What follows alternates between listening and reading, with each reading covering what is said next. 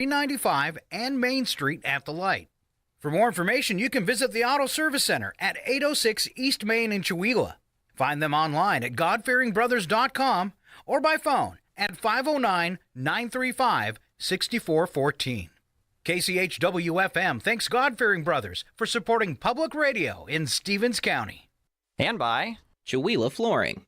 Chewelah Flooring at 214 East Clay in the 3rd Street Mall offers a wide variety of products including carpet, ceramic and porcelain tile, vinyl and laminate planks, and vinyl sheet flooring. Chewelah Flooring carries products for both commercial businesses and residential homes, including brands like National Flooring, Del Tile, Mannington, and Mohawk. They also offer blind repair. For more information, you can visit online at ChewelahFlooring.com, call 509-935-8021, or via email at ChewelahFlooring@gmail.com. Programming on KCHW is supported by Parkview Senior Living in Colville, Washington. Parkview offers assisted living services for seniors, including care planning, help with daily routines, and meals served in the community dining room. Parkview Senior Living is located at 240 South Silky Road in Colville. Additional information is available at parkviewsl.com or by phone at 509-684-5677. Thank you, Parkview Senior Living, for your support of KCHW 102.7. This is KCHW 102.7. Programming on KCHW is supported by Parkview Senior Living in Colville, Washington. Parkview offers assisted living services for seniors, including care planning, help with daily routines, and meals served in the community dining room. Parkview Senior Living is located at 240 South Silky Road in Colville. Additional information is available at parkviewsl.com or by phone at 509-684-5677. Thank you, Parkview Senior Living, for your support of KCHW 102.7.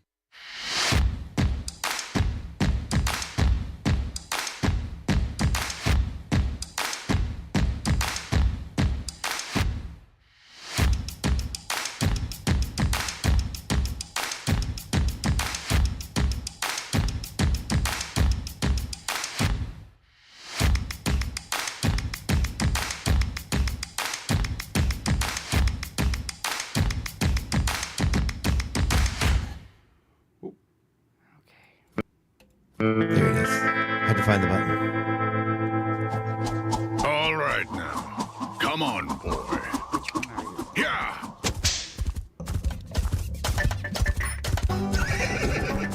Good boy. Yeah. Yeah, indeed. Good morning, everybody. Welcome to the KCHW Morning Show. It is Wednesday, July 22nd, 2026. And we are here with myself, Chuck Ritchie, my lovely co-hosts for the day, Miss Sharon Ludwig and Miss Paula Randall. Paula, you'll be leaving us for the second half of the show, but immediately after that, we have a wonderful guest today. We have our Mayor, Lindsay Baxter, on to talk about all the stuff happening with the city. I know he's been busy. He's been very busy. I know this. I know the city council just had a workshop. Yeah, it was quite good. Yeah, so he's going to come on and talk about that and talk about all the amazing stuff and give us an update on what's going on with the city. And I'm loving his city updates on Facebook. Yeah. So I'm very, very much enjoying those and having that. Am I too close? Am I too far away? I don't know. Close? Is my mic working? Yours is good, Sharon. I'm having a hard time with Paula's volume here, but oh my goodness, people can't hear me. There we go. The There, horror! that's better. Yeah. How is that even possible? I know, right? Oh, too wow. funny. I was gonna say, man, I was thinking my equipment was broken. No, oh my goodness, yeah, but no, I'm loving his updates on Facebook, and I'm loving how very receptive he is to community comments. And then the city of Chewelah Facebook page is hot now, so that's good. Yeah. So Charlie's doing a great job of keeping that updated, and especially with the construction in town. Yeah. There's a lot of stuff to keep people updated on. Yeah. And I know, especially with. I don't know. I know they're not doing a lot with fire season, but I'm really. I know the news and information page and some of the Facebook pages really important to kind of keep an eye on all that stuff too. And I don't oh my know. gosh, and the different apps like Firewatch, having those installed, because there's a fire out by Jump Off Joe that's kind of not in control, and there's a fire up. Where is it? It's kind of on the Roosevelt River. Yeah. That one's really big. Well, I know. That went on the reservation. You really decimated the reservation. Oh man, yeah, I know there was one really close by, that the Harms Fire, which was just outside of Valley, just between Valley and Loon Lake, that has been deactivated from the watch app. Oh my goodness, I didn't switch our cameras over. Thank you, Okay. Sharon. Yeah, yeah. Usually he tells us, just wait, it's there. Just wait, it's there. But the stream is there, just not the cameras. Just not the camera. Okay. That's okay. Unless you guys are just eager to be seen this morning. Well, we are. We're an important part of the morning show on Wednesdays. If they can only hear us and not see us. I just saw myself. Oh, it's weird. It's like I have a band across my arm. That's kind of cool. Well, yeah, she has an Apple eye. Oh, mine finally caught up. That Android is a little slow. Oh, my goodness. So Yeah. so I do know as I was saying that the Harms Fire, which was just off Jump Off Joe Road, it's being deactivated from the watch duty map. Good. It was listed yesterday at 1:35 p.m. as 100% lined. Nice. Okay. So someone explained to me the difference between lined and contained. I'm not really sure. I don't remember what that was, but Okay, I was going to say. maybe somebody in the comments can tell us, so we don't have to. Yes, please. Or you can fact check that while we're talking about stuff. Right? But yeah, Well, because, that's where Dylan is. Dylan's over by Jump Off Joe. yeah. So, yeah. Okay, now everybody knows where Dylan lives. Yay! Right. So yeah, luckily it seems like they've got that one under control. Good. In our immediate area here, Colville, Chewelah Valley, it looks like we don't have any active fires burning. There is the Grove Fire, which is just south of Spokane. I'm kind of taking a look. Of course, just on the other side of the river, we have the Wilmot Fire, which is burning at 8,882 acres. Wow. Which is, I believe, where a lot of our smoke is coming from. Correct me if I'm wrong, but that's a big one, and still sitting at 0% containment. So, Wow. and it does look like a couple smaller ones have sparked off in the surrounding area. Yeah. So I have a grandson who's a firefighter, and he just comes home. His mom posts pictures every once in a while of him, and he comes home just as black and dirty as can be. Oh, my yeah. gosh. Yeah, because they're fighting fire, and he loves that job. So I'm glad somebody does.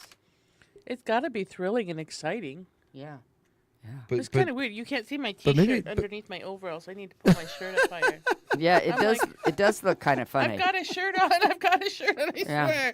Well, where's that felt marker? I could outline your shirt in with a felt marker. wow. There we go. Now it can be seen. Woohoo! Well, and your shirt is orange, but here on my camera, it looks like it's cream colored, the same color as your skin. No, it's orange. It's bright, bright orange. I know. I'm seeing orange on the cameras. Oh, good. Oh, We're good. good, We're good. because I'm like, what? yeah. People are going to like, Chuck, what kind of a show is this? All right. What kind of people Getting are you? right. Getting I get on that to question the all weather. the time. Do we do weather or do we do birthdays first? What Weather. do we do? Let's do weather first. Okay. So Paula, what is today, Paula? Today is hot. Going to It be super is. hot and even more hot. Whoa. Ooh, yeah. Yeah, the low is only going to be 70. Wow. Yeah, So which means really, really hot day. High of 101. And what Wow. I have noticed is my house reading is usually about 2 to 4 degrees hotter than what the temperature is predicted to be. yeah. So it's going to be hot. You need to take care. If you have outside animals, make sure to leave water. If you have a bird bath, make sure to update it for the poor birds and the pollinators out there. It's going to be a hot one. It's always super fun when your car's sitting out in the heat and you get in it, and that temperature range, the temperature monitor says like 120 degrees. It's Right. like Yeah. Well, it's Well, so. Go ahead. I was going to say we have microclimates in Chewelah too. I mean, it can freeze in one area and not in another, Right. and it can be really hot in one. I mean, it doesn't deviate too much when it's hot, but it can. So you watch when you're talking about your animals and your place, watch where you are. Yeah. For and, sure. and keep an eye on your friends and your neighbors and your relatives. Make sure in this heat, especially ones don't have air conditioning. Yeah. Keep an eye on them, check in on them, make sure they're okay. Okay. Catherine's heading out to mow. So Early, don't. yeah. Mow early. Take water with you, Catherine. Right. Yeah. And also a fan, right? A fan with some ice in front of it Oh yeah. does wonders. Oh, You yeah. just let it just blow right over that cool air, and it just, it's only going to cool one room, but boy, it feels good in front of that fan, Yeah. I'm a big fan of that. right? Yeah. He's a big fan Da-da-da. of it. Yeah. Yeah. Da-da-da. I need Yeah. one of those like slow, sarcastic, like drum rolls. Like not the drum roll. What do you call it? The badum. Right? Yeah, Da-da-da. yeah. There's got to be a name for that. Not badum tis. Okay, I'll look it up after the weather. Okay, yeah. Please look that up because now I want to know. Right? Okay, so today, again, is July 22nd. It's going to be hot. It's going to be 101 at least. Thursday, the 23rd, we have partially cloudy skies, a high of 99 and a low of 65. Winds are 7 miles per hour to the south-southwest, so they're picking up a little bit, which is not good for our fire season. Looks like we have a small, teeny-tiny percentage of rain, 5% chance of rain, partially cloudy skies tomorrow, Thursday, the 23rd. Friday, the 24th, 1% chance of rain, sunny skies, a high of 97, a low of 64, and winds picking up to 10 miles per hour out of the south. Saturday, the 25th, we have a high of 94, a low of 61, fully sunny skies, and those winds again picking up a little more, 14 miles per hour out of the south. Sunday, the 26th, we have a high of 85. It's going to cool off. And boy, that 85 is going to feel so good. Oh, yeah. And our low of 59, we're actually going to be like, ooh, it's chilly. Right? Pull up the covers. I was gonna say, Sharon, earlier you said there's some places in Chihuahua that can freeze and some places be warm. I want to know where it's freezing right now. Oh I yeah. know, right? Take me there. Right now. I'm thinking of winter. I know. But yeah, low of 59 on that Sunday, the 26th, with winds 9 miles per hour out of the south. Monday, the 27th, sunny skies, a high of 90, a low of 60. Winds are 8 miles per hour out of the south. We have these warm southern winds coming here. Tuesday, the 28th, a high of 90, a low of 58. Sunny skies, but a 13% chance of rain. You know, we've had a couple of these days where it says sunny and 0% chance of rain, and we've gotten a few drizzles. Yeah. Have you noticed Yeah. that? There've been Yeah. a couple times we've gotten a Yeah. pretty good little Yeah. rainfall. Yeah. Kind It's of like, what? a 5-minute dump. Yeah, just poosh. Yeah. So yeah, possibly this Tuesday, the 28th, where it's got only that 13%. Don't be surprised if you get a sudden downpour and then you're like, what just happened? I would be okay with it. I know, right? Yeah. And of course, Sunday at 85, Monday and Tuesday at 90. Get out the jackets, man. It's gonna be chilly. I know. Actually, it's so funny because in the southern parts of the United States, when it does get down into the 70s like that, you do put on a jacket. You're so used to 102, 112, 100. Oh yeah. You know that it gets down into the 70s and you're like, oh, I need a light jacket. It's kind of cool. I can remember once, even in the Tri-Cities, my mom arguing with me at 70 degrees that I need to put my jacket on. I'm like, Mom, you are nuts. It is gorgeous out here. It's summertime. Right? This Yeah. is the perfect weather. All right. So Wednesday, the 29th, a week from today, we have a high of 91, a low of 59. Sunny skies, 1% chance of rain, and winds 6 miles per hour out of the south. Looking ahead for the week after that, our temperatures and the highs are going to consistently be in the 90s, and the lows are going to be in the high 50s, low 60s. When do we break from the 90s? It doesn't tell us. But we can't It see doesn't. that yet. We're kind Yeah. of midsummer right now. The So- future is hazy. Oh, Chuck. He's on a roll this morning. You went there. Oh, my goodness. Keep careful of anybody who has asthma or suffers from sensitivity to breathing. Our air quality index right now is at 159 due to the smoke in the air. So this is not the day to go out and do marathon training. No. You want to keep out of that dangerous air. And we do still have seasonal allergies going on with the pollen. We have grass pollen today. No thanks. We have grass pollen today that is high, high, and high for the next 3 days. So it's not very high. A lot of times we see that very high. yeah. And the ragweed pollen has not yet started. But I know that the grass pollen is in the air enough that I was still reactive to it. I decided not to take my antihistamine for a couple of days. Yeah, And that's I was always a like- mistake. Yeah, that was a mistake. I was like, Yeah. okay, I still need it. It'll get you. So the air quality index right now is 159. The other day when we had ash falling from the sky, it was in the mid 170s, and that was Oh my. that was pretty much a stay inside until Yeah. until this passes over. Yeah. day. So. I was telling Xander because he was like, "What is this stuff?" And I'm like, "Well, this is somebody's house or trees or, animals. The fires are really bad, and just have compassion. These fires are affecting everybody, Right. Yeah. and we're so lucky here in the valley to be fairly protected. Yeah. We have Wait. wonderful marshland. Yeah, we have our I keep- ground right. I keep my little wooden block next to me just so I can knock on it. So you can See? knock on it. We need one at every station. And it makes nice sounds. Yeah. Well, it's Come actually a music in. instrument. Come in. Hello, McFly. Hello. Too fun. So Oh, man. yeah, really, that keep a mindful of that ash. That's somebody's life, or some tree, or an animal, or Yeah. Yeah. what are you trying to get here? I'm trying to get my calendar out, but it seems to be stuck on some Stuck on unknown some- force. Because there's a pile of paper over there, Chuck. There, I have a massive pile of paperwork here. I need to clean this up. This place is a mess. Now, has he been saying that I've for been a saying that. while? But Take the fit. we're working on some awesome stuff here. Tongue So in cheek. between shows and doing this whole facade improvement, we have painters in here painting. We've got people working on projects. I'm And, telling you, you It's fun don't do stuff. anything important between midnight and 4. well, I need to He did maximize finally my go time to sleep then. at 3. Yeah, I did finally go to sleep at 3:30 last night. Uh, So, but then I was just sitting on the couch eating Oreos. I have to say, I never feel bad about texting Chuck or Laura at like 1:30 in the morning. I'm like, yeah, they're probably still up. It's all good. Sometimes I go to bed before midnight. It's pretty rare, though. All right, so today on our Chula Valley Lions Club calendar, we only have one name with a birthday. We have Madeline Trampush with a birthday. So, nice. well, actually, Madison. I apologize. It's dark in here and it's tiny little letters. Madison Trampush. My apologies. But happy birthday, Madison. Happy Ready? birthday. You ready to sing her song? Ready? Yes. Happy birthday. Happy day. Happy birthday. Yay. Yay. Did I tell you what Sharon did to me last week during the birthday song? No. She did me dirty. We were starting to sing the song, and she got all prepped, and she opened her mouth big, and we started singing, and I was the only one singing. Oh, good job. Oh, she's leaving me hanging. She High five. I looked. She had the same look on her face then as she does now. That look of total, complete satisfaction. She gotcha. And I give it to you. We do have a name on the calendar for tomorrow.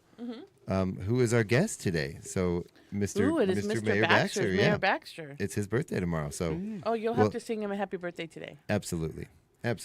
All right. Well, hopefully he'll come here early, and then I can sing it with you before I run out the door. We'll tell you what. We got some community events to get to. Yes. we do. Oh, yeah. We do. Today is. Do we want to play the horse again? Oh, sure. Why not? okay. Because this is the local roundup. Let's do Right? it. Let's do it again. There we go. Ooh, and Gail is watching. Good morning, Gail. Good morning, Gail. All Good morning, right Catherine. now. Come on, boy. Gail's watching yours, but not mine. She likes me better. Good boy. Totally joking. Oh my goodness. Yeah. Yeah. So we did. I believe did we officially agree on our horse's name this morning? It's Charlie. Charlie. Charlie Horse. Absolutely. Yeah. Absolutely. So yeah, tell us what's going on, Sharon. I know I got some Well- stuff to talk about that's not on the calendar at all. Okay. We have a lot of just the regular things, but regular things can keep you really busy if you They sign can. up for things like pickleball this morning. That could keep you busy. You could do pickleball, I Almost- think 5 or 6 times a week. Yeah. It's all Mondays, exceptional. Wednesdays, Fridays, Yeah. and Sundays. There's no regular. Oh, okay. Right? Yeah, I was gonna make a joke about regular, but I'm not gonna do that on the air. Okay. Oh. And then they have a ladies' night also, I think. Isn't that Monday, the Wednesday, Friday, nights? and some night. I thought it was Thursday, but maybe. Oh, yeah. It looks like it's Wednesday. No, I don't know. What night. it's ladies' night. Yeah, I I don't. don't. You know what? Mayor Baxter is a pickleball player. Ask him. We'll ask him. We Yeah. have we're gonna talk about pickleball for 45 minutes when he's on the air. And People are gonna city be like, "Wow, you things, talk yeah. about pickleball a lot." Yeah, yeah. And today also chamber newsletter items need to be turned in to the chamber. You just contact them, send them an email if you're a chamber member. If you're not, you can sign up and be a chamber member. And then you can put your items in the newsletter. And those go to the lovely new chamber manager, or the manager of the chamber, Tabitha. Yeah, Miss Tabitha. Tabitha. She's awesome. I love her. Yeah. She's pretty cool. Yep. Okay. That's all I have for today. Oh, yeah, that's all I've got for today, too. Okay. Thank and goodness. tomorrow's Thursday, and all I have is movie night at Fired Up Chihuahua. Now, are they doing that regularly? He does. He's trying to Yeah. do it Okay. like once a week. Okay. I don't know what this week's movie is, though. Do you know what the movie is this I week? don't know. I haven't You know been what? paying Somebody attention. has Facebook open here. I can look that up. Well, there's also at the Valley Fire Hall in Valley, there's Bunko. That happens the second and fourth Thursday of every month at 10 a.m. Again, at the Valley Fire Hall. You can call 509-688-5808 for more information. I know you had your pen handy and wrote that down. Then, of course, Tech Help is at the Chihuahua Public Library from 3 to 4 p.m. And that's at 311 East Clay Avenue. You can bring any tech questions, bring your own tablet, your smartphone, your laptop, or you can use one of those computers at the library.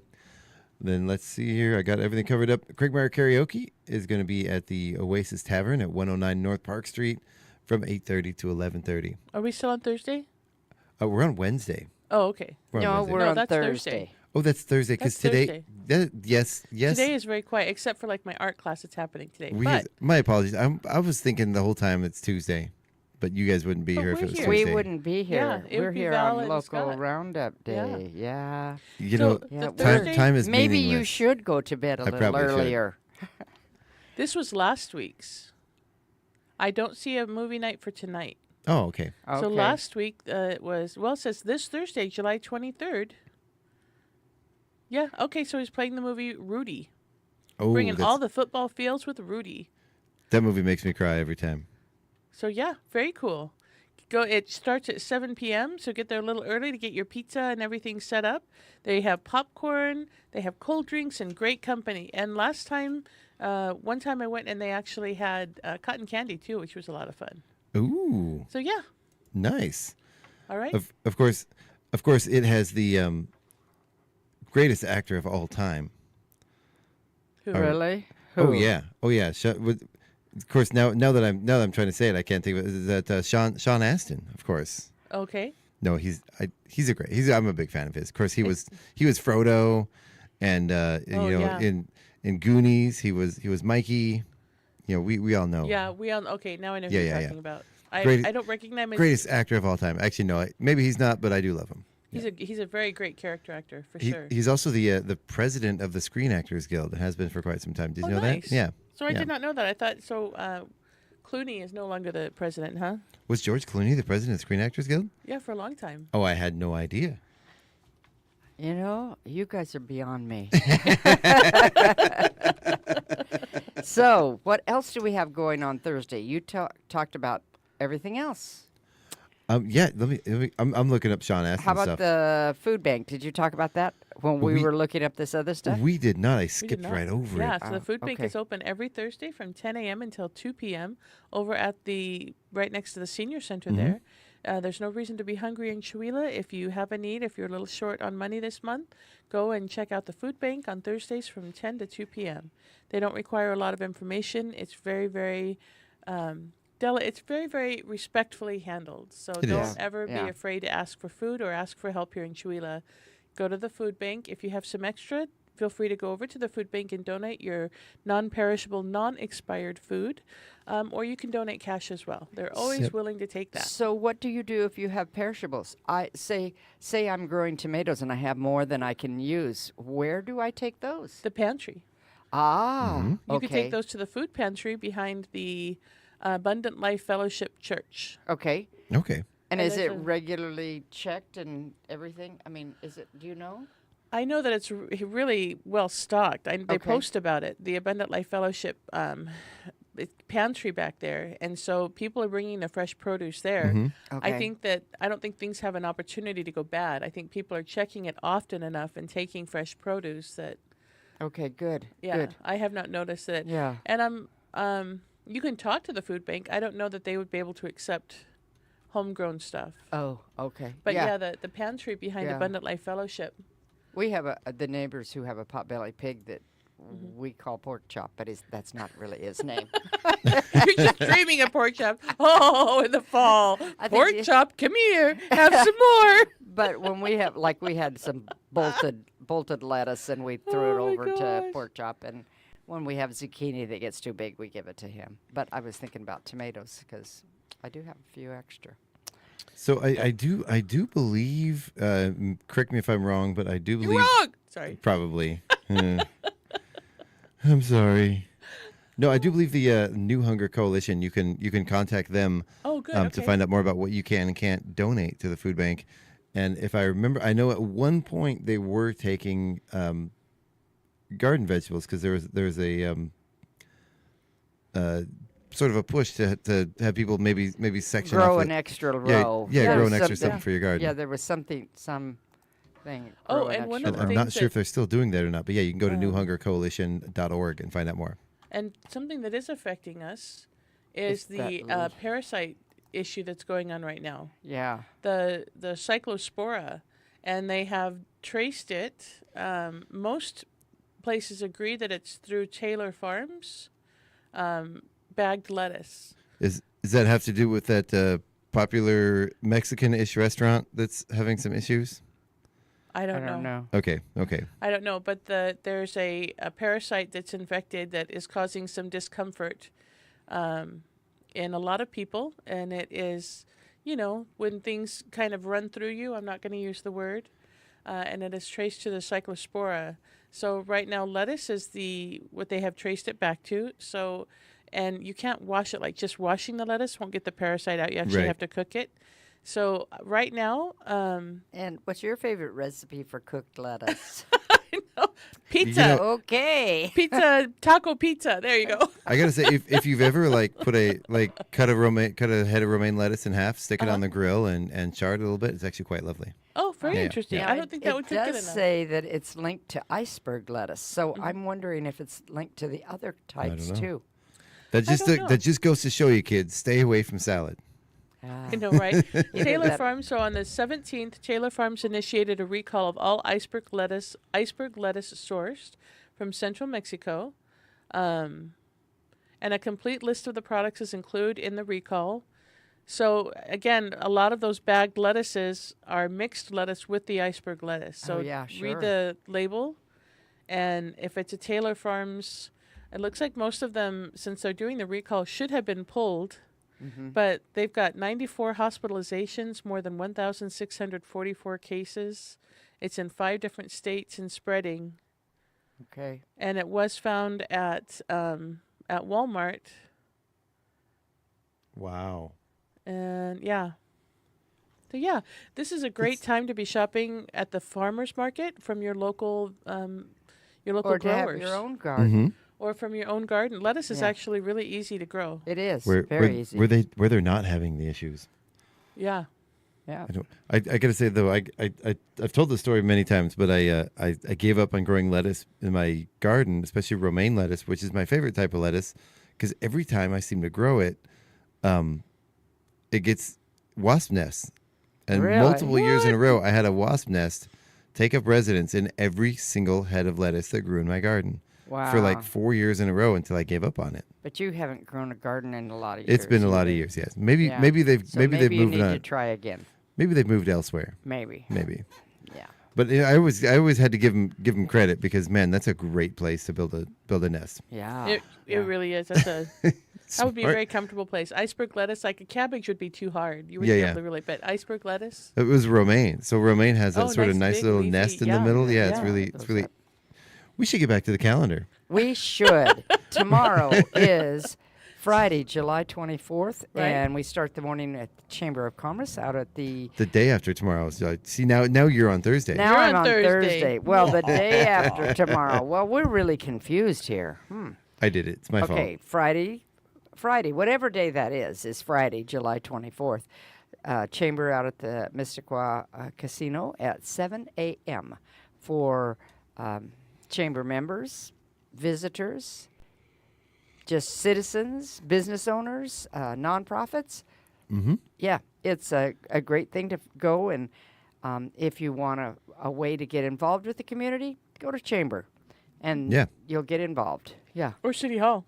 Or City Hall. Or City Hall. Yeah. Then when you're through with the chamber meeting, you can always run up to the golf course and play pickleball for a couple of hours. So Yeah. we have a pickleball guy right here. We Yeah. do. So we, even though he's not on the radio yet, We had a question. Are you guys still doing the pickleball on Wednesday nights or Thursday nights for ladies? Thursday nights Okay. for ladies. We need to get that on the calendar. Yeah. Yeah. Yeah. And then after you're through with pickleball, you can stop by the farmer's market at the park and pick up that good produce that we were just talking about.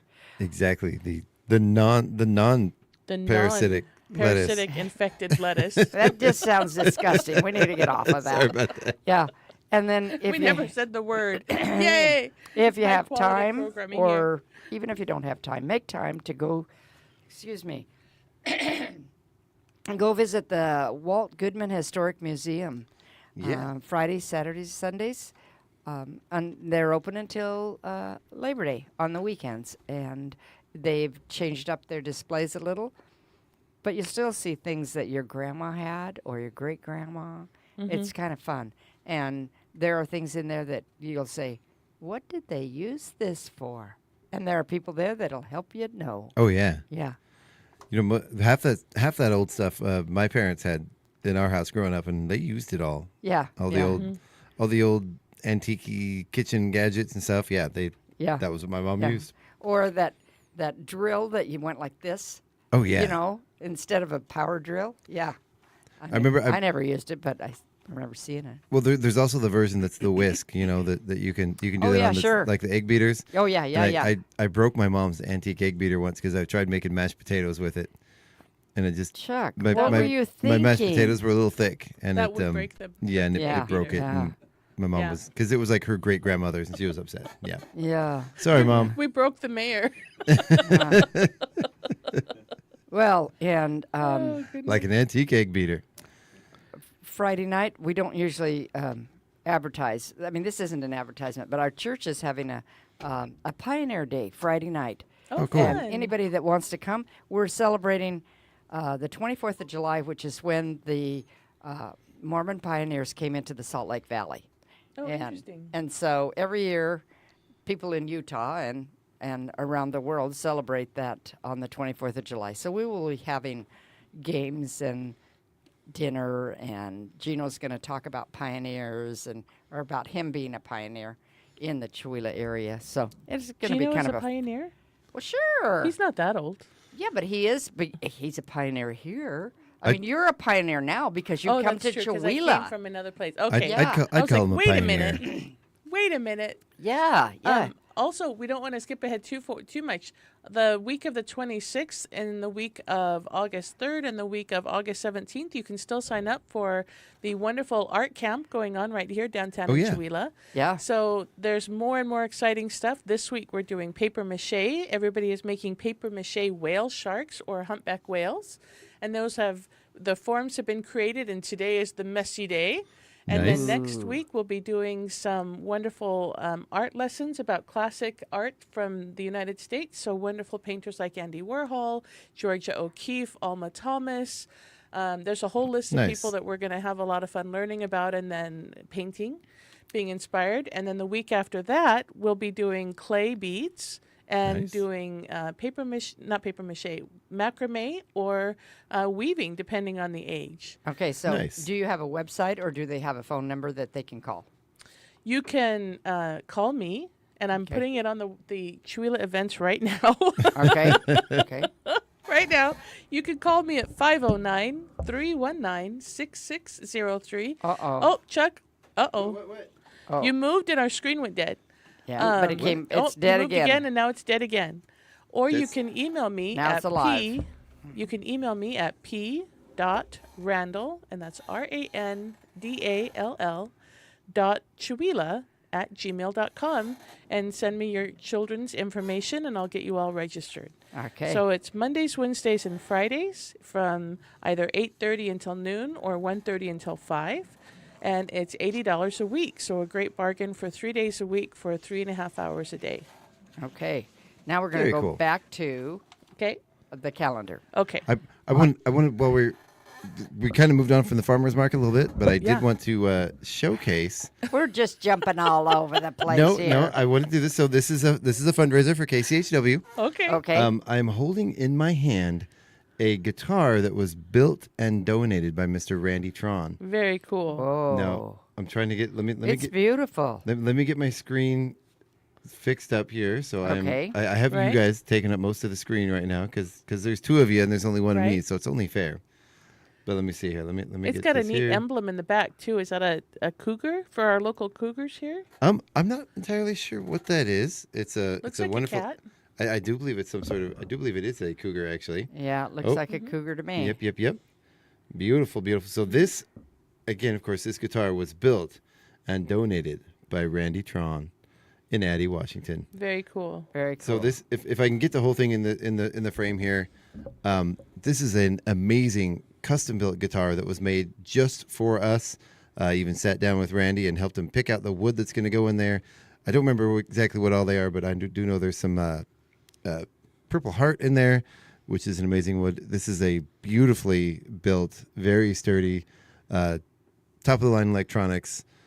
Amazingly plays amazing. It is an amazing guitar. We're going to be selling these raffle tickets. We're going to be at the market. You can contact us right here at the station and get your tickets for this raffle. Guitar. We're going to be pulling the raffle prize on September 5th at the Rev It Up for the Radio car show in the city park. Nice. So Nice. I'm just blown away. So thank you, Randy, so much for doing this. I really appreciate it. Okay, now we're What gonna. are we talking about? And No, we are- we're taking time to talk about our Yeah. fundraiser, Sharon. We Don't get are ready to move along. after 8, so I have to bail. Oh yeah. We got to get out. Yeah. Speaking of my so class. this Okay. weekend, though, the 25th, is a 3-on-3 courtside tournament. Yes. And we will have people from all over here.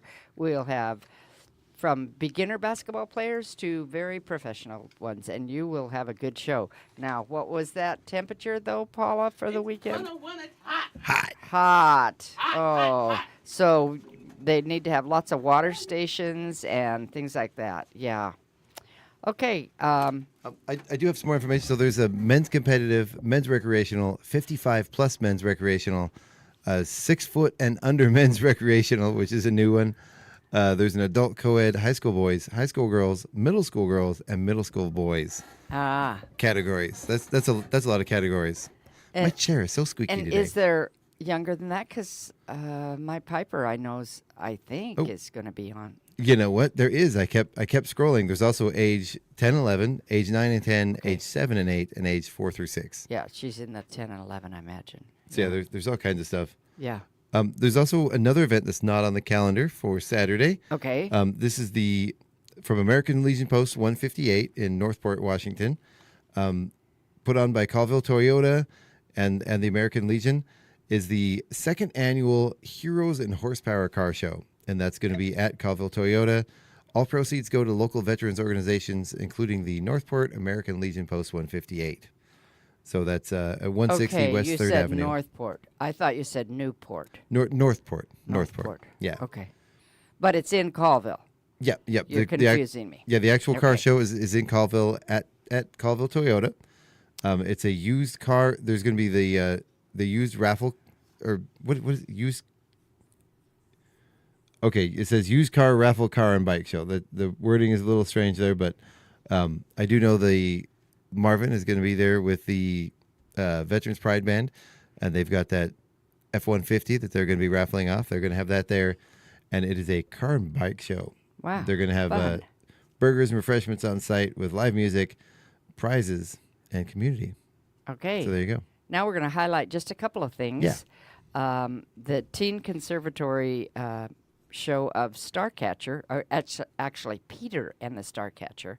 It's the story of Peter Pan, how he became Peter Pan. Very cool. Yeah, will open next Thursday, July 30th, and they have shows Thursday, Friday, Saturday at 7, and Saturday and Sunday at 2. And you can get your tickets at the local outlets, which are Valley Drug and Acres, Chihuahua. And you can get them online. And Very cool. yeah. And if you want to get them online, you can just go to Chihuahua Center for the Arts website and click on, you follow the links, Yeah. and get them. Coming up, though, then in August 12th, 14th, and 15th are auditions for 9 to 5. And we'll have more about that as they're coming up, but I believe those kind of auditions are you just show up And I don't know. I was hoping Paula was still here, but she had to run off to her class. I don't know if they had to prepare anything. Some auditions you have to be prepared, and some you just come in cold. So I don't know, because this is a musical, so I don't know if you have to prepare anything when you come in. You know. But Warm up your vocal cords. Well, yeah. There you go. Yeah. So, and then coming up in September, the Center for the Arts is having a yard sale on the 11th and 12th. And so we're going to be starting to gather things after the Teen Conservatory is over. Then we'll be gathering things in our building. And what we're doing is we're doing a yard sale. We've decided that we'd like to be able to offer a scholarship like the Arts Guild does. Yeah. For a high school scholarship for anybody going into the theater arts. Very cool. Yeah, so Very that's cool. we want to start that, and so that's one of the things that we want to do. All right. And that's Well- it. What I have for coming up. We do need to get to the break. We have Okay. Mr. Baxter sitting here very, very, very patiently waiting for his turn to come out and speak. But first, we got to take a break, listen to some news, thank our sponsors. I just have this one notice. Again, this is also from the Veterans Music Program in Kettle Falls. They are hosting the Battle on the River Battle of the Bands. The actual battle is taking place September 12th at 11 a.m., but you do need to sign up in advance. So all musicians, be on the lookout, or not be on the lookout. They're looking for you. Yeah. You can contact me. You can contact us here at the radio station. You can also contact the Kettle Falls American Legion Post 146 to sign up and pay that entry fee. There is a $50 entry fee. Let's see here. I'm kind of going through some of the stuff. Of course, it's obviously a family-friendly event, so edit your music to make it family-friendly if you are considering joining and being part of that. I don't believe there are any restrictions on which bands can join up, so any band, if you're a garage band or if you're a touring band, go ahead and sign up. Fun. Yeah, and then, of course, there are prizes from... I don't have that right in front of me here, but there's going to be some great prizes with beer garden, food, and for some reason on the poster it says no ice chest. I'm not really sure what that means, but Maybe you can't bring your own in. maybe that's what it means. Yeah, because But- before they had a beer garden at Chautauqua, people would bring ice chests, and they would set up all over the park, and we realized that was not a safe thing. We We needed to have all those alcohol in one area, so that's when they started doing a beer garden. a BYOB public festival makes the hair on the back of my neck stand up. Yeah, it No, was thank not you. a good thing. Yeah, Paula just texted me and said that for those auditions you need to have a song prepared. Okay, cool. Yeah, so Awesome. yeah, so All be right. prepared to sing "Happy Birthday" because that's Paula's favorite song. There you go. All right, well, we're going to take a break. We're going to listen to some news, thank our sponsors, and we'll be right back after the break with Mayor Lindsay Baxter. All right. Don't go anywhere. Stick around. You're listening to the KCHW Morning Show right here on KCHW 102.7, your Northern Lights Public Radio.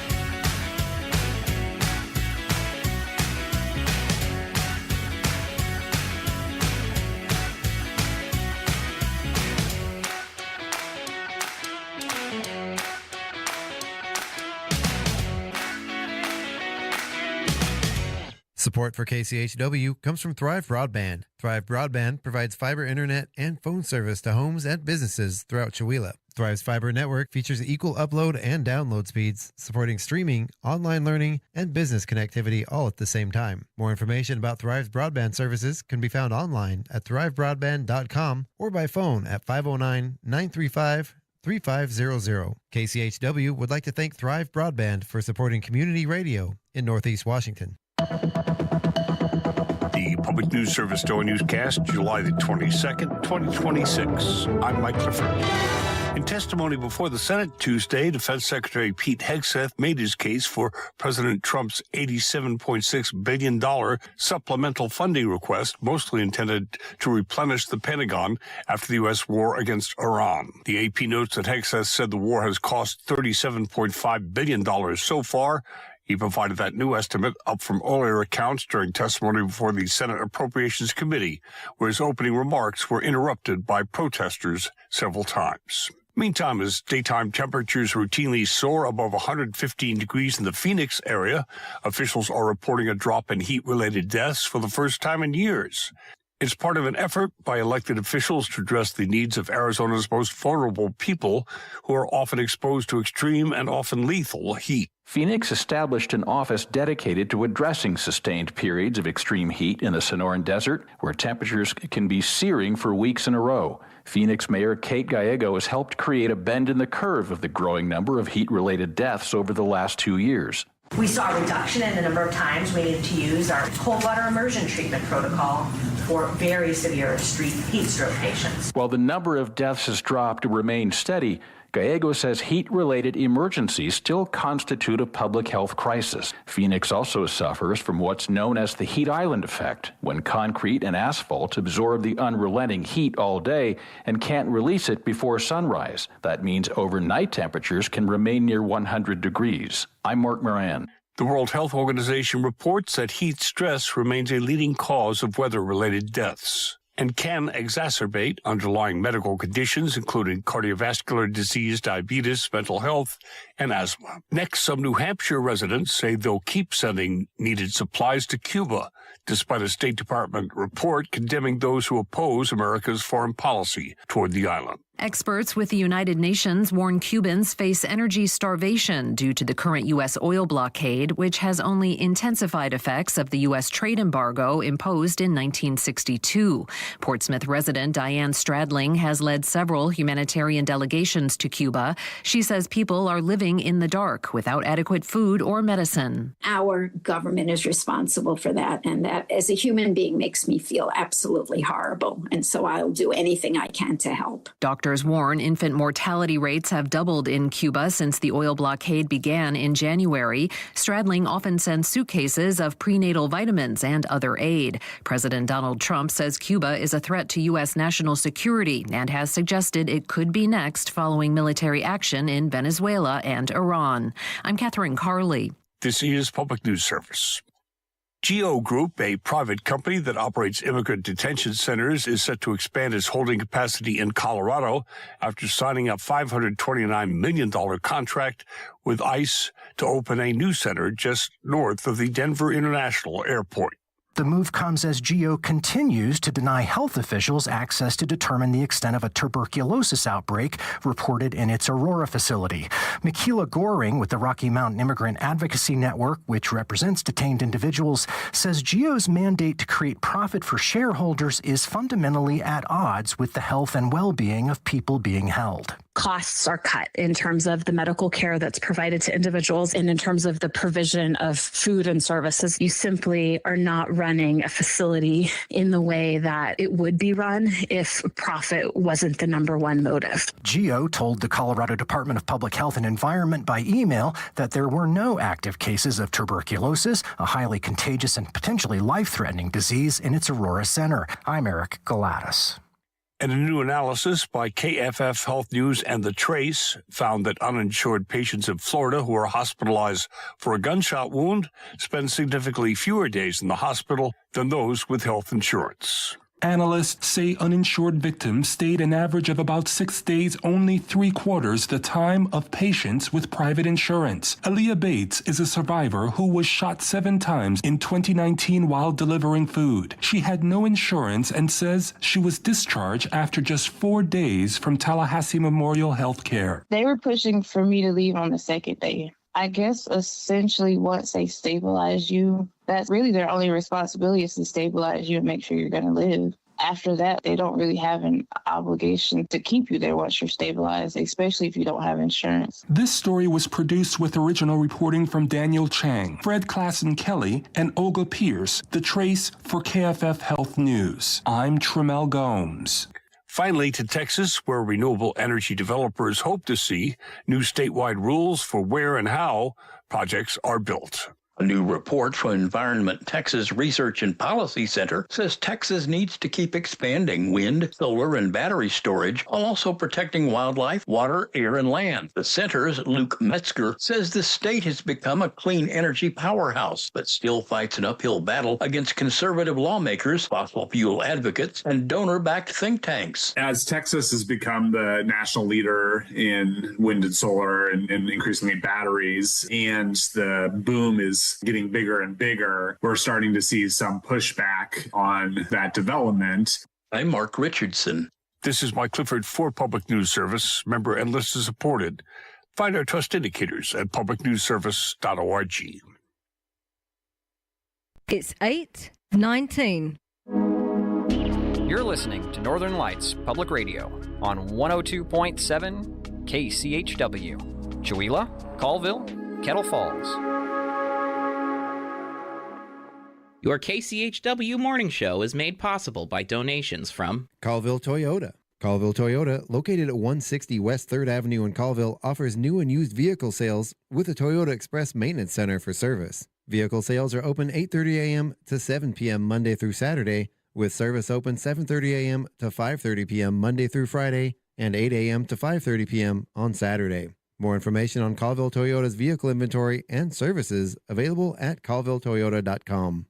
Colville Toyota, a small-town dealership with a big heart. and by LMK Floors in Chewelah, serving Chewelah and the surrounding areas. Located at 110 East Main Street in Chewelah, next door to Bradley's Taekwondo. Locally owned and operated, LMK Floors provides sales of floor coverings, blinds, and countertops for a variety of home and business projects. Open Monday through Friday from 10 a.m. to 5 p.m. and Saturdays from 9 a.m. to 2 p.m. LMK Floors, now open at 110 East Main Avenue in Chewelah. LMK means let me know. More information about LMK Floors can be found at lmkfloors.com or by calling 509-936-9099. KCHW would like to thank LMK Floors for their support of public radio in Stevens County. Programming brought to you by Ryan Moore, your Edward Jones financial advisor in Deer Park, Washington. Edward Jones, member SIPC. Edward Jones is a firm that helps individuals and business owners achieve their financial goals. More information is available at edwardjones.com or by calling 509-276-2974. Edward Jones, member SIPC, with locations in Deer Park and Chewelah. This is KCHW 102.7.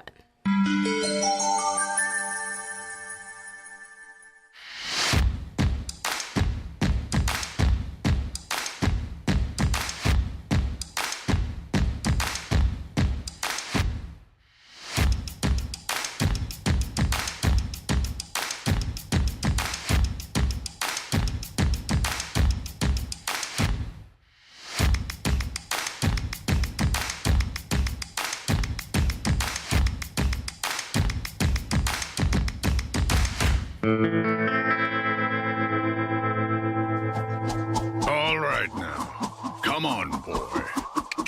Yeah.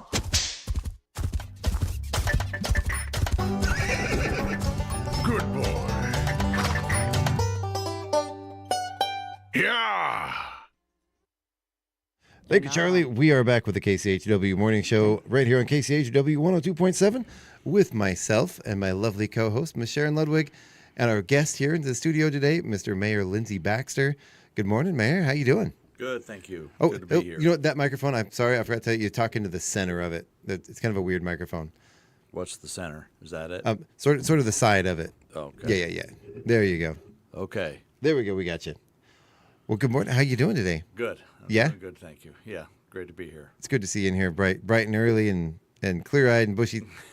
Is it bushy-tailed? Is that what you say? I don't know that far. I never understood the bushy-tailed reference to being up early. Is it like it because It's a foxes? Oh, I always thought it was squirrels because their tails are bushy Oh. I and think they're that's the running best around. use of AI is to figure out the origins of some of the sayings. I love that. Where did that come from? Right? See, now I want to know. If Paula was here with us, she would know. She'd be finding out. She had to go take off to teach an art class to kids, which is awesome. I love that. All right. So we're going to talk about a few things with the city. I know last week you guys had a workshop instead of the city council meeting. So let's go ahead and start there. And what did you guys cover in that workshop? Sounds good. Well, it was our second workshop since I started.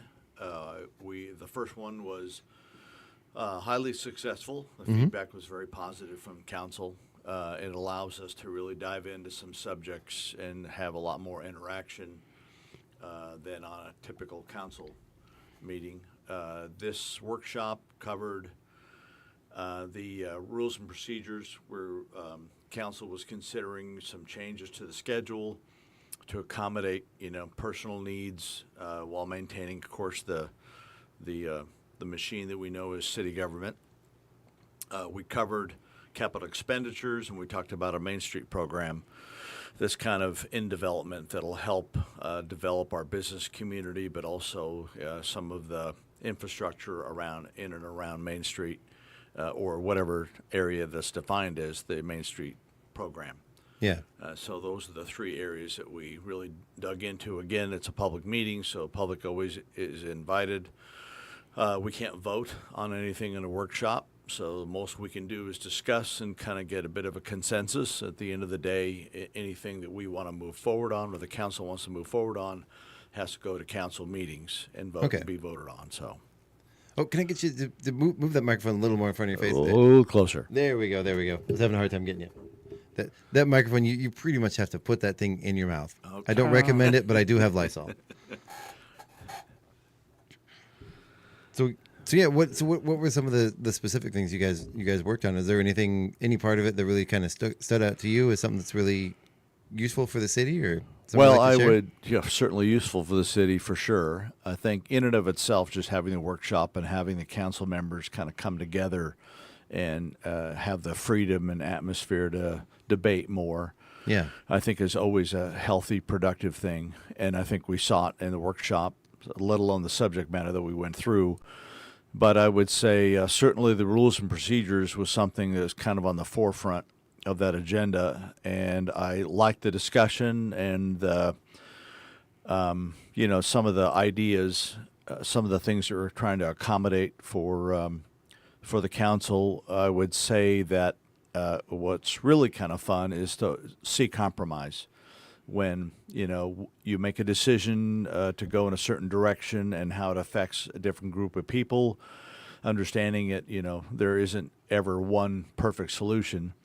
But to see a group of people kind of come together and understand how it impacts another group and, trying to accommodate each of them and finding compromise in and of itself, just that process, I think, is actually a really cool thing. I love that. But so I think there was consensus reached, but ultimately, again, like I said, a council meeting will kind of dictate what direction the council wants to take on the schedule, the number of nights per month that the council meets. Mm-hmm. We looked at the realities if we changed up the schedule, that if that meant we would put a heavier burden on one meeting a month kind of thing. What other things that we could do within that agenda to improve the productivity of that or the efficiency of that meeting, so that we didn't end up with a 4 or 4.5 hour council meeting. Right. So we discussed that as well about the realities of if we, went to one, what would that mean, kind of thing. And the city administrator showed kind of what the future schedule looked like for topics that were going to need to be addressed in the coming meeting schedule, months and weeks. And so to understand if we did make a change or if the council did decide to make a change, what that could mean in terms of understanding what the load looked like coming up and how things would have to be arranged. So it was a good conversation. Anytime you want to make a decision, if you look at all the different moving parts and the parameters, I think it's always a healthy thing. You can usually arrive at a pretty good conclusion if you're considering all those things, which I think the council did. So it was good. The capital expenditure part was, it's always really exciting. Oh, yeah. But I think, again, we have a city administrator that's very well experienced in this area. Mm-hmm. And Sharon, I don't know, this is my opinion, but, I welcome yours as well to share what you thought of the preparation that Tanya did for these expenditures and understanding what some of the bigger ones kind of rolling through are and what we're anticipating, what we're preparing and planning for equipment replacement or updating, some building issues that need to be addressed, like the roof, I think it was of the firehouse, that needs to be addressed with the severe leaks that they have. So I thought she did a really good job of kind of highlighting some of the major stuff coming up. Yeah. What's the fire department? The leaks just help keep the fires down, right? Well, yeah, we need to keep the equipment, very expensive equipment, right, sheltered. Yeah. Sharon, what were your thoughts on the preparation and kind of how that happened? She comes in well prepared, but yet she listens. Yeah. When you say, well, if you ask why or if you ask what about, and she listens. She doesn't come in with any preconceived this is the way. I I like that. There was a council member that was very vocal in his concerns about the estimated cost of that repair specifically. Mm-hmm. And it was a good opportunity. First of all, again, having this open discussion and debate where folks feel really comfortable challenging things that they see, I think is also a very healthy process. But it brought kind of to mind that, again, anything that the city does is subject to Washington law, which part of it is prevailing wage, which drives a lot of the, let's say, additional or higher costs for doing things. Right. Yeah. So what might normally be half of what you see in a private industry situation, it's almost double of, because of prevailing wage. You're forced to pay higher wages for certain work that has to be done. So it's it's like, you want bigger government, and guess what you get? You don't get really efficient spending. Well, I know too. I believe in Alaska we called that Davis-Bacon wages. Any government contract got. I don't know if that's the same in other states, but I think that was a statewide thing. But you go to government. All the construction workers always wanted the government contracts because it paid double. Yeah. Yeah, they were. Well, it's taxpayer money too. Yeah. Keep that in mind, of course. So we, all the regulations that need to be put in place to make sure that governments, city or county or state, make good decisions on behalf of the taxpayer. So there needs to be regulations to make sure that that's controlled and monitored properly. Yeah. But that does come with a cost, for sure. Well, and the plans, we have several plans in the city. They're important to have because if you're looking for grants, you have to have your plan approved and on your spreadsheet, so to speak. We have a roads plan, and maybe it's a 6-year plan, but maybe something stays on 6 years out for 10 years because there's no money for it. But it's still in the plan, and if there's money that comes up available for that type of project, that's how we've gotten all our wonderful sidewalks in town. We're talking to you, Highway 395. Yeah, is that it's been on the plan, and then when money's been available for those kind of things, we've got a good group down at the city that is able to apply for grants and get that money for things that we have planned. And the same with the capital projects.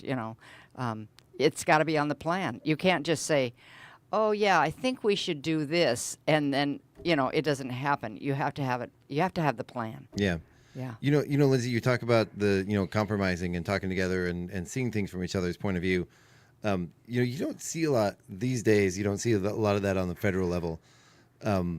Even on a state level, oftentimes. But when I talk to people about government and stuff, I think a lot of times people overlook how important community governments are. Your city government, and how that's really the thing that affects your day-to-day life, and it's really a place where normal citizens can actually step in, make a difference in your community, and I personally think everyone has spent so much time going back and forth and arguing about federal politics, but local politics, I think, are where it's at. That's where all the cool kids hang out. Well, yeah, it's that's kind of one of the really cool things about a small town. I think certainly something that I've embraced and want to make sure that I cultivate an atmosphere that continues to allow that to grow, where we're not really political, right? You see all this around us, and it's pretty divisive, of course, but I don't also think it's very productive, right? Because you end up, the politics ends up taking center stage. Things don't happen as quickly. Sometimes things don't happen at all. And so I think we have an opportunity, if we choose to take it, in a smaller town, and I think we have. And again, it's something that I want to continue to foster, but this is an attempt. You can ask folks like Councilwoman Ludwig if she thinks we're on that right path, but it is super important if we really want to get things done, especially, again, small town. You've got a smaller administration to get all the things that we need to get done. We have a smaller administration to do that, which means you need to be much more productive and not get hung up on the politics. I think, again, maybe sometimes I put her a little bit too much on a pedestal, but, her lack of an ego can handle it very well.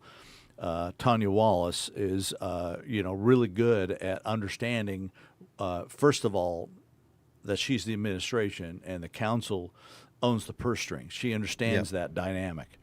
And so she doesn't try to fight it. She doesn't try to go beyond her scope. And by doing that, again, it allows our government, our council and our administration to act much more effectively and much more judiciously to getting things done on the limited budget that we have in our town. So I can't imagine a better scenario that would allow us to get the things done. Like Sharon said, she has a roadmap and she sees what's coming and what needs to be done in terms of projects. But then she also really understands, probably better than maybe any other city administrator we've had, what is it going to cost and how do we get at those funds? What's the most efficient way to get those funds to get that project done? Because, of course, we have unlimited funds. Well, and there's also that added dynamic where it's not just a matter of getting the grant. Well, the grants always come with expectation, limitations. What's the word I'm looking? Regulation. Matching funds. So you got to be careful how you manage that grant process to make sure that, again, you're positioning yourself for success. You can get it done, and she's masterful at working through that, not just getting the grant done, but understanding what the burdens that come along with that grant. And by the way, then we get the bigger government involved in our lives, the more grants that we apply for. So there's also the balancing act with that as well. We all know when it comes to grant reporting, anybody that works in nonprofits, when it comes grant reporting time, you know it well. A lot of late nights, a lot of research, a lot of finding numbers and a lot of record keeping as you're going. Exactly.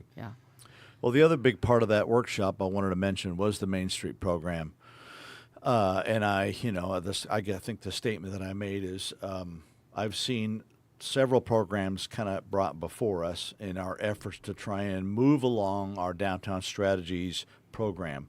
The city's invested a considerable amount of resources in that program over the last 2 or 3 years. We've had some folks that have invested their own personal time in trying to realize the plan for the downtown strategies to help the infrastructure, help the facades, help businesses attract more commerce. And so I think the Main Street program, until I see something that's better, I'm all in on Main Streets. And it fundamentally, instead of raising our business taxes to fund some of these improvements, it actually is a program nationally recognized. The state has a really robust program. I've talked to Senator Shelley Short about the program, and she endorses the program and feels very comfortable with its longevity. So if we invest our energy in that program, it'll be there for us to support our plan. It actually allows us to bring tax money that normally goes to Olympia, and we might not see much or any of it. It actually allows us to tap into that tax money and keep it local. And so we're not raising taxes; we're just utilizing the tax revenue we're already paying, so to speak. Well, the workshop was really good for me because I have been of the mind that we spent all this money on retail strategies, and the chamber spent a lot, and the city spent a lot, and I felt like, oh, we're going to try another program, we're just going to ditch that one. So talking it out in this workshop helped me understand that, no, we're going to take that program and we're going to enhance it. We're going with it, and the Main Street is using that and going further. I didn't understand that, and so you could say that in a regular meeting, but it'd be so glossed over or something. But with the workshop, I was able to ask questions and get a better understanding of it. Yeah. So anyway. Nice. Yeah. So if anybody has any questions, like, okay, what did you take from the workshop that we can see an immediate improvement in the city from? Is there one specific thing that you can see that you really want to highlight that's really something that we'll see immediately? I would, or soon, maybe not immediately. I would probably the rules and procedures. I think you're going to see some. We'd have to update, excuse me, our code that will support some of the changes that the council would like to see in our meetings. So I think you'll kind of see that coming soon. But overarching, I think the part that I'm most excited about is how our council is coming together. Again, I think that was evidence in that workshop, again, given the environment, with people being able to share and not be criticized for asking questions that may seem, a little out of left field. There rarely are out of left field. There's always something you can take from any question. Yeah. But just, but over time, when you get that, you feel like you have that freedom to ask questions, you end up seeing more people that might not ask as many or any questions asking questions. Right. And that's important because the council, of course, represents the people, and they need to feel comfortable even in a subject matter area that they may not be, certainly not experts in, because most of them are all new to city government, unlike my radio partner here. But I took a break for a while. Yeah, and it's but totally they feel different. Free. Yeah. They feel free to ask the questions, dive in, and understand it better. Challenge the prevailing logic, maybe that's used, and that in and of itself, I think, will make for a certainly more productive and probably more effective council for sure. Yeah. Yeah, and within an organization, I notice it in the Center for the Arts, we need the people that can say, been there, done that, and roll their eyes. But we need the people who say, well, let's try it this way, and maybe we could try it, do it again, or whatever. We just need both sides. We don't need everybody on the same agenda. I mean, does that make sense? Yeah. Yeah. No, it totally does. Yeah. Absolutely. And I think that we've got that in this council. I think one of the testaments of what we're doing is the fact that we can have citizens come, and then we have committees that they can come and talk in their citizens' comments. Then we have committees that take what they bring, and we do something with it. In the past, I've seen people talk about things, and then nothing happens. We got the disc golf thing, mode, and just different things that happen. And I think that's an important thing. And I think that another testament is the fact that we don't have a packed house on city council night. Yeah. Because I think we had so many citizens worried about what was happening that there was standing room only in the last couple of years. And this year, now that it's settled down, we do have some people who watch online, but it's not very many. Yeah. Just a small handful. So I think that shows some trust in the council that we have right now.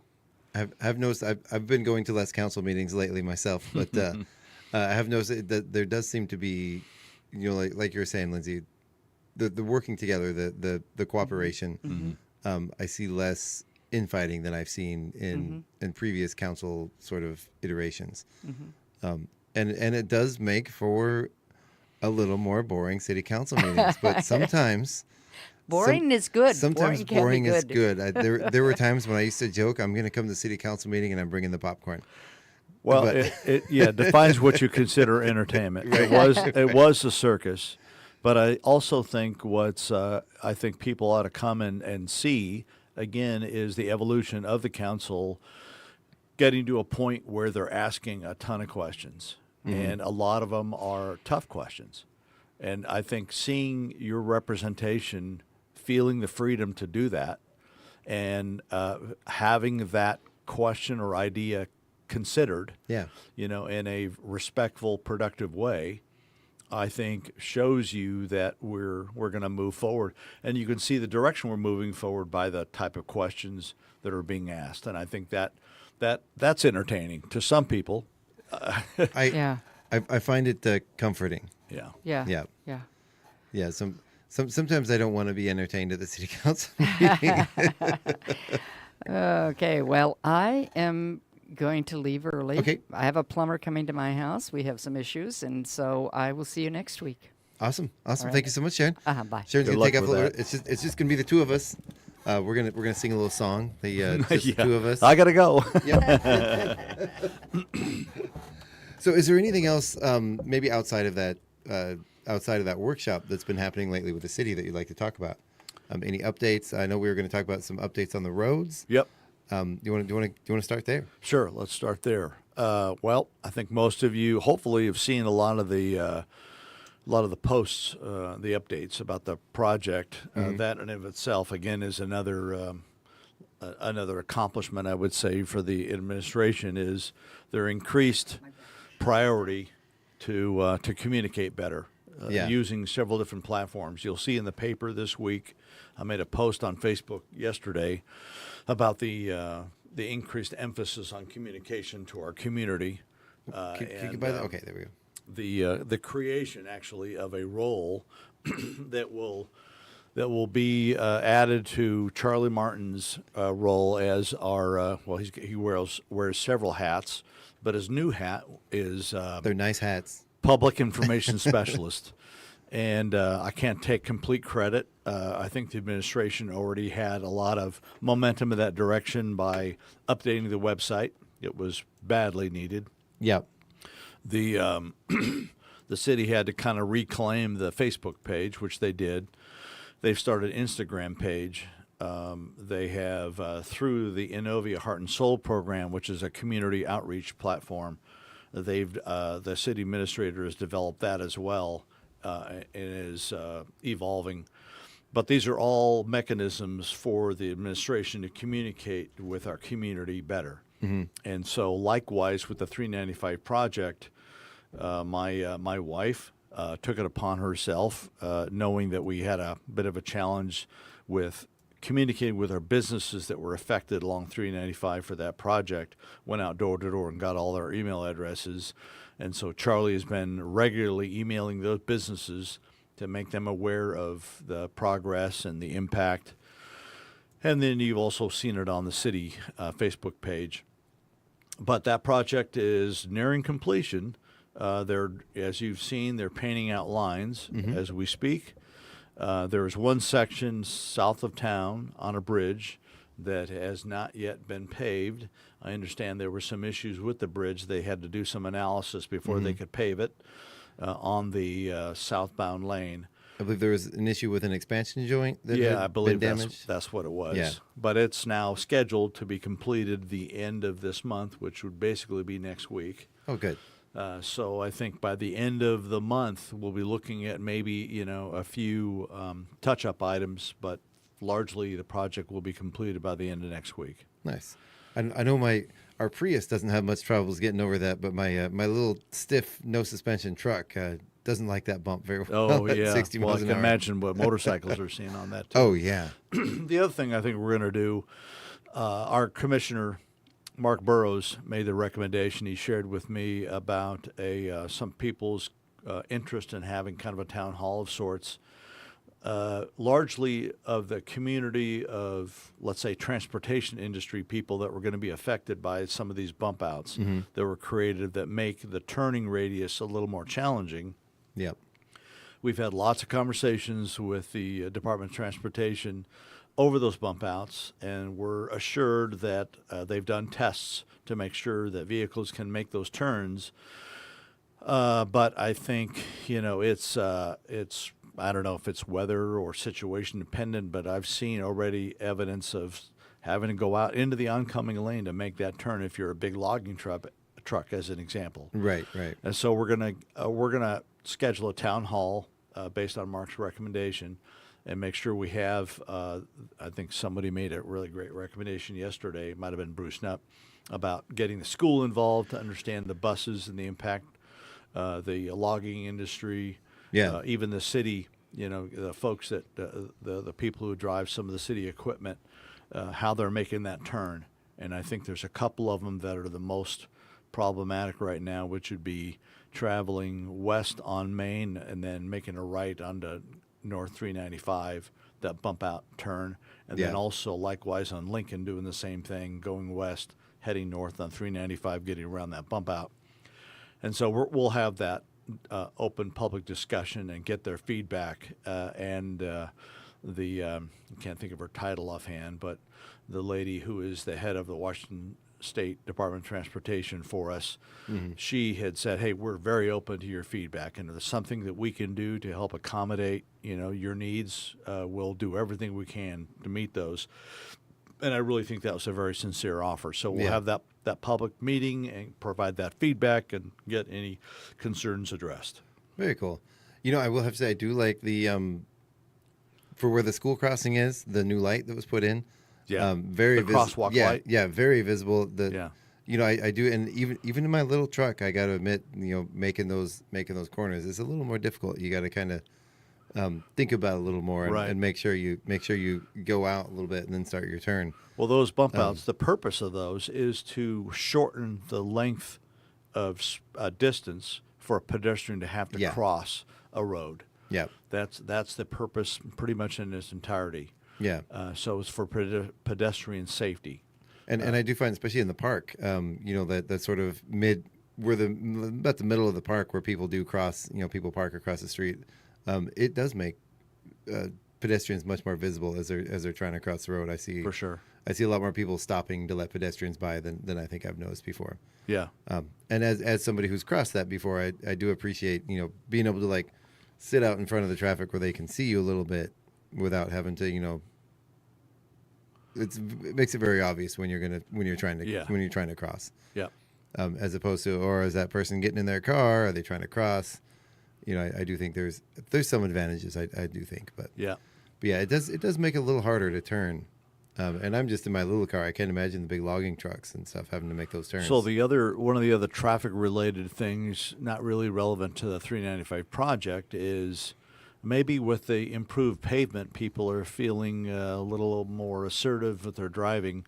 And I've noticed coming off Sand Canyon onto 395 South, that's kind of right where drivers know that the speed limit is increasing from 25, I think, to 35. In anticipation of that, they're speeding up well before the 35-mile-an-hour zone. Right. And so you've got people that are trying to come out onto 395 from Sand Canyon while people are accelerating going north.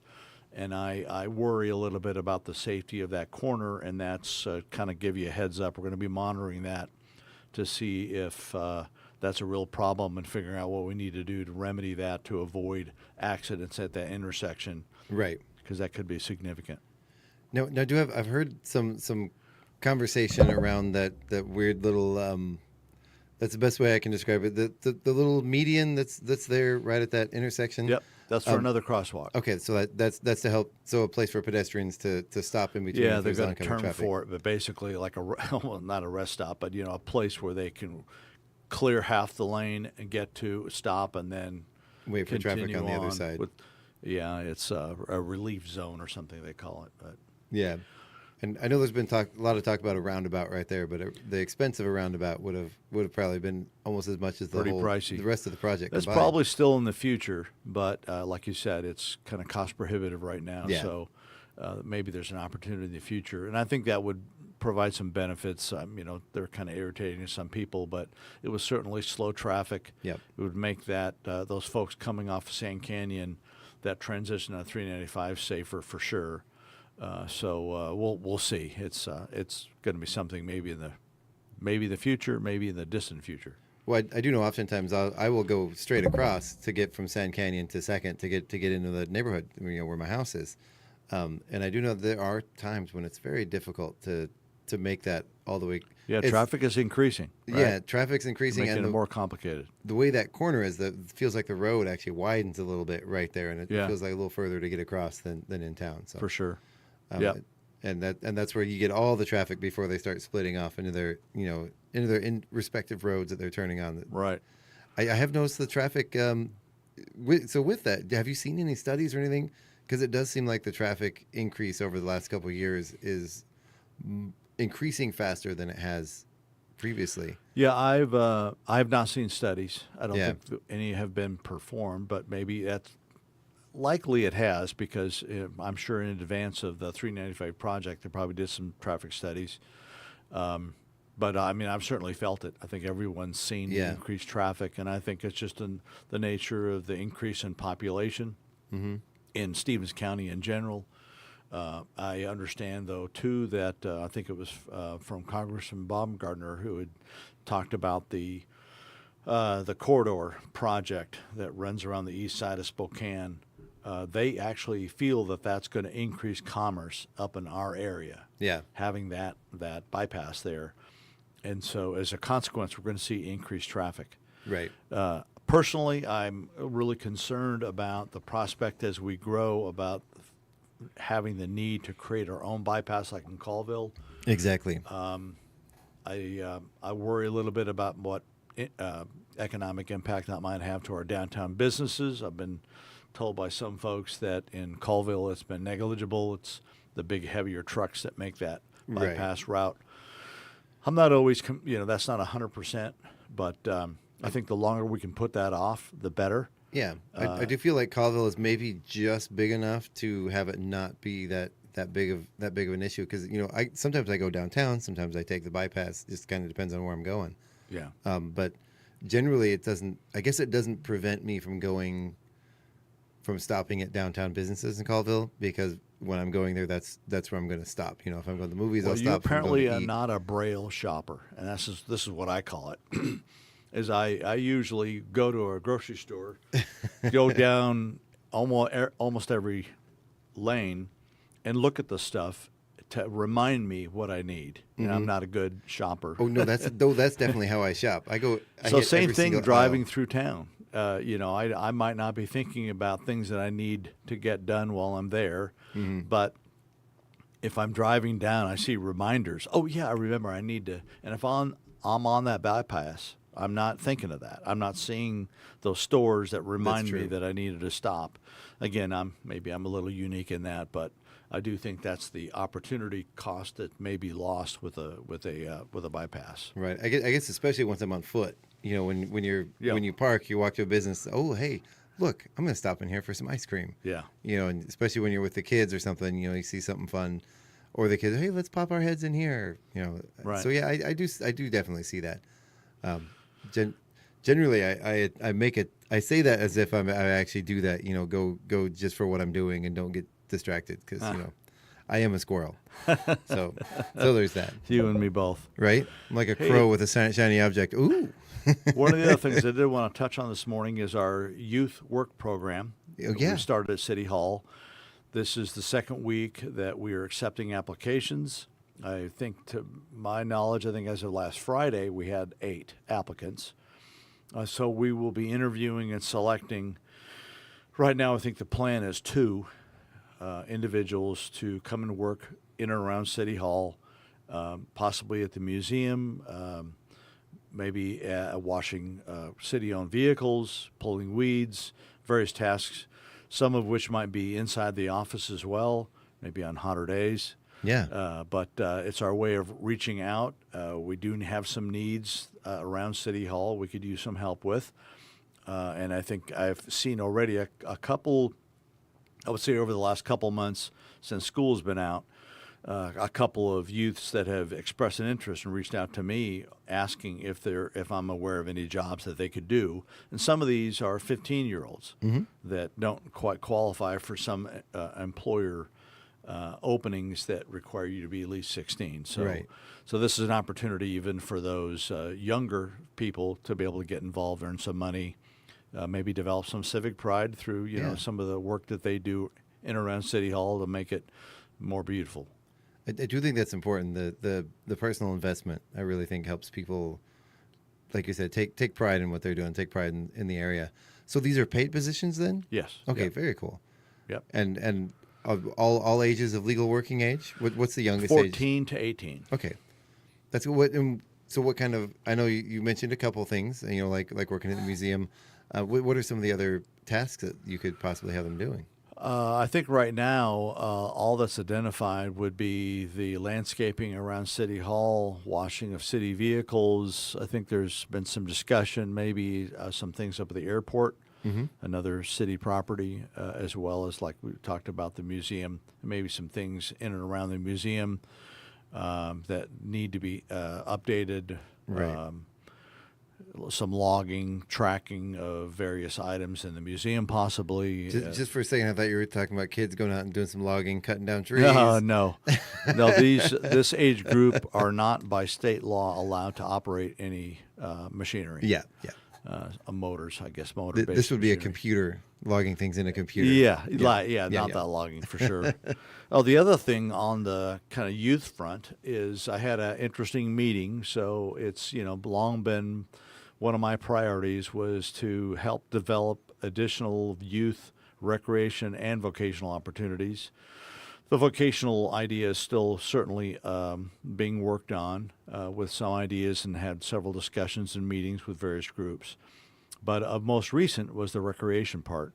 And so I had a meeting this week that I scheduled and brought in some folks from the former Chewelah Recreation Association who had a very viable ongoing group, that was, I think it was pretty well funded, but had some great structure, how they helped foster more recreation with our youth. And I also had some folks that represented T-ball, T-ball, biddy ball, youth soccer. So those folks were in the meeting discussing what could the city do or what could the community do to better support those efforts. Certainly when they're kind of on an island on their own, trying to get nonprofit status, get funding, get insurance, get equipment and resources, facilities, those are all heavy loads. And these are folks that are completely volunteer, usually parents of kids, trying to do it on their own. So there's was a discussion and some interest in maybe forming an organization that would help take some of the burden off of them to do that, that would allow them to focus more of the attention on the child in the sport, in practice, developing skills, and competing. So I think we had the initial discussions. We actually had another individual that was there that wanted to make sure that there was some time spent on the development of recreation in general, not necessarily limited to sports. And so that would be a part of this as well. So I think there's an opportunity there for us to be able to help this community of youth sports to become, more robust, help families who might not be able to afford to have their kids participate, helping them as well, opportunities to develop skills that are maybe independent of the sport, so they're better prepared coming into the sport. These youth sport programs also would obviously feed our schools and would make maybe our school programs even more competitive. Yeah. And more kids being interested in engaging in the sport. So all kinds of goodness that could come from this, but this is just an initial conversation to figure out what the needs might be and how we kind of create more of an integrated effort with all the sport groups around town, even those that are more mature and, healthy and they're doing fine on their own, but leveraging maybe the learnings from what they've had and certainly learning from our legacy from the community, the Chewelah Recreation Association, leveraging that knowledge, which I think is super important. Yeah. So I think you'll hear more things coming about that will help our youth recreation opportunities. Well, I do think too that leads into I want to get Councilman Hardy here on himself because I know he's heading up the skate park. Yeah, for sure. But I know that's going to be a huge part of it. And as we've seen in the past, it's not just skateboarders that use that skate park. I know one time when we were building the kiosk out in front of the city hall, we heard music coming from around the corner, and the high school kids had decided to put on an impromptu concert. Oh, wow. And had a local right there. Had a high school band playing right there in the city. They set it up themselves. Someone they drug in a little stage, and they just set up this little concert. When was that? Oh gosh, that must have been 2020, 2021. Okay. It was an outdoor concert that was just spontaneous. Very cool. Yeah, and it was just place was packed full of kids, that wouldn't normally be in that skate park. So I think it's a good opportunity not only for the kids that need to get out and get some exercise, but there's a lot of other fun stuff that can be done with that. Yeah. And I'm excited to see what happens. So I do want to get Councilman Hardy on here because I know he's got all the plans and all the details. But He's just really quick, passionate about that. Yeah, definitely. But is there any? I know I see a lot of comments and stuff about people asking about the skate park. Is there movement on the skate park? Oh yeah, for sure. Cool. The grant money has been secured. I think we're going through the process of preparing for the bid packages to send them out for construction of the design that's been created. I think there's probably a little bit of adjustments being made to the design, but it's moving forward for sure. Right. Well, I'm excited about it. I'm not going to be out there because I think I'll break something just thinking about skateboarding. But well, here's an interesting thing. So one of the things that John brought, I guess the many things that John brought to the party with this program, with this project, was an individual, a gentleman, I think it was largely credited with the design, who has done designs all over the country, and they've done a lot of analysis and determined one of the really good outcomes of a skate park is when you can integrate different demographics in the same space and get those people to recreate kind of simultaneously in the same space what you find socially happening with demographics that might not normally interact with each other. Yeah. In this case, I think one of the, again, I'm not sure, I can't say that it's going to ultimately make the final plan, but I'm pretty sure it's going to. John mentioned it to me, that right now the design accommodates a pickleball court right in the middle, in the center, Nice. with the skateboarding related stuff on the perimeter. And it integrates a demographic, which is typically older, playing pickleball, with a skateboarder who is typically younger, and puts them together in the same space for a specific reason. It's to bring those people together and have them interact more. And I think that is a really cool added benefit to a space, that's going to help our community recreate more. Bringing them together. It's a really interesting idea, and I really look forward to the outcome of that. I love that, and it could lead to skateboard pickleball. A new sport, right? Were we ever going to see you out there on a skateboard? Unlikely. It's a long way down for me. Right? It is a long way down for you.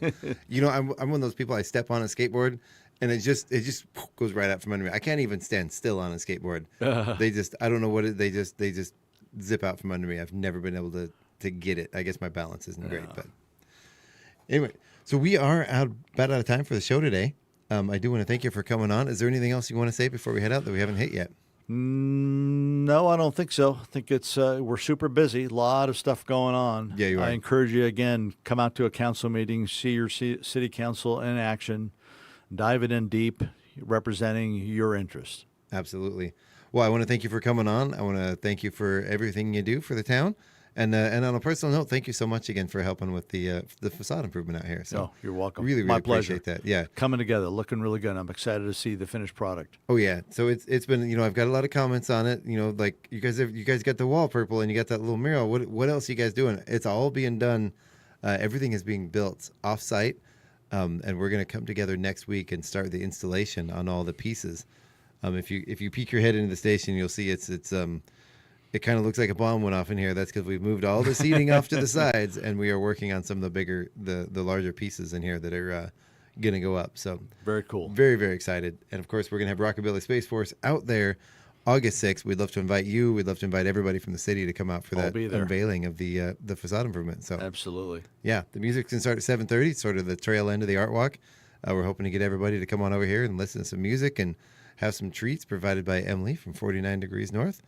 And have a great time and unveil our artwork. So Cool. We're very proud of what we're doing and very excited about it. So, again, thank you so much for coming on today. My pleasure. I want to thank you guys out there for listening, tuning in online. Listen to us on 102.7. This has been your KCHW Morning Show right here on KCHW 102.7. You can stay tuned tonight right here from 6 to 8 p.m. for the Northern Beat with Craig McQueen. Then 8 to 10 p.m. is Dirt Road Blues with our very own Dirt Road Doug McQueen live in the studio.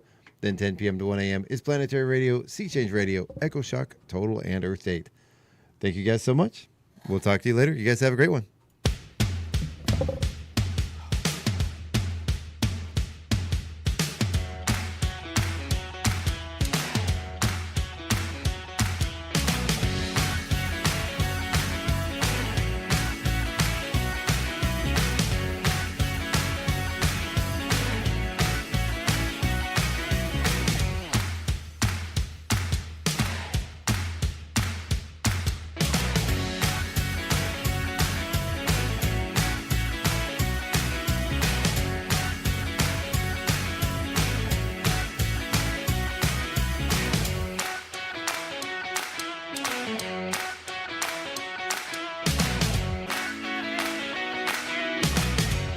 It's 9:09. Your KCH